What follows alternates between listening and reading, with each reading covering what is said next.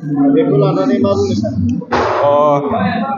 दिनै बड' सिने आर्टिस्ट एस'सिएशननि द'थि जे बान्था बे बान्था राननाय बे बान्था राननाय हाबाफारियाव आंबो सासे बान्था रानगिरि आलासि हिसाबै बेवहाय बाहागो लाफैदों।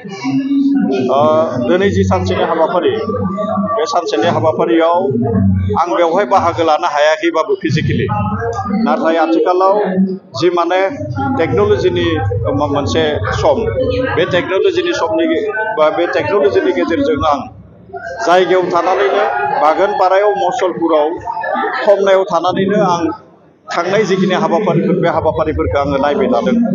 बेवहाय जोंनि बर'नि माखासे दैदेनगिरि बिथांमोना बाहागो लाफैदों। BKWSAनि चिफ बिहेनेश्वर बिथाङा बाहागो लादों। बर' थुनलाइ आफादनि बारग' आफादगिरि आथिखालाव बर' साहित्य एकाडेमिनि सासे सोद्रोमा तरेन बर' बिथाङाबो बेवहाय बाहागो लादों। गासै जिखिनि हाबाफारि बे हाबाफारिया जोबोद मोजाङै थांनाय जिखिनि बे आं जिखिनि फिजिकेलि बेवहाय थानानै नुवाखै, बे थांनाय समा जोबोद मोजाङैनो थांदों।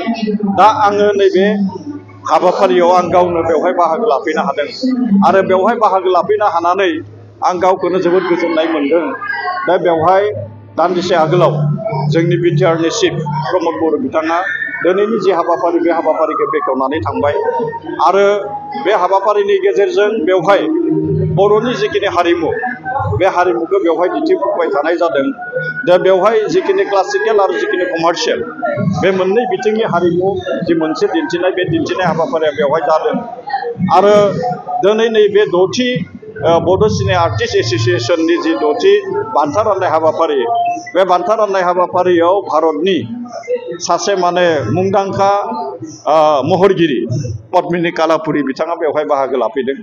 आरो बियो नैबे जोंनि जि बर'नि हारिमु, बे बर'नि हारिमुवा दिनै जि मोनसे बड' सिने आर्टिस्ट एस'सिएशननि जि द'थि बान्था राननाय हाबाफारि, बे बान्था राननाय हाबाफारिनि गेजेरजों जोंनि जि मोनसे 1980निफ्राय जि सोलिनाय बर'नि गेजेराव फुल मुभिनि बाथ्राखौनो बुं, आलायारननि बाथ्राखौनो बुं, खोमसिनि लामानि बाथ्राखौनो बुं, आथिखालाव जिखिनि सर्ट मुभिफोर जोंहा जोंनि जि गोदान माने महरगिरिफ्रा, देंखोगिरिफ्रा बेखौ बानायबाय थादों।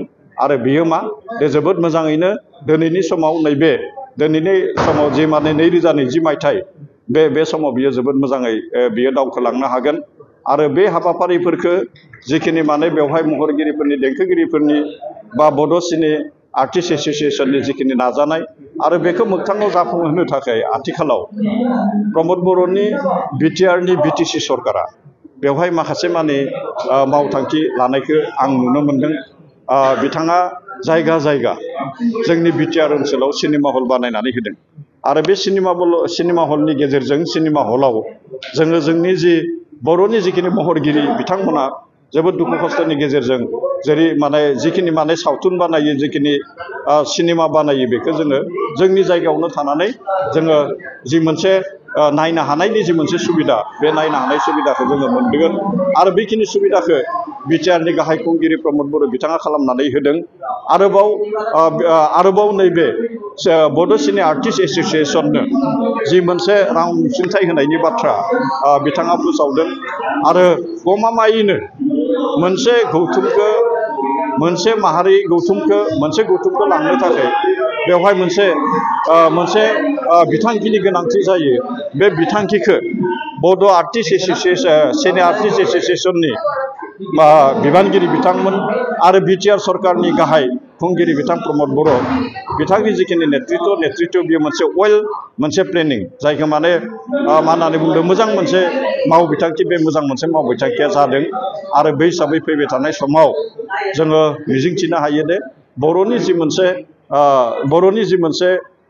जि मोनसे माने सावथुन, बर'नि जिखिनि माने सर्ट मुभि, बर'नि महरगिरिफ्रा, बर'नि देंखोगिरिफ्रा गमामायैनो जोङो मोनसे गोजौ थाखोसिम आवगायलांनो हागोन।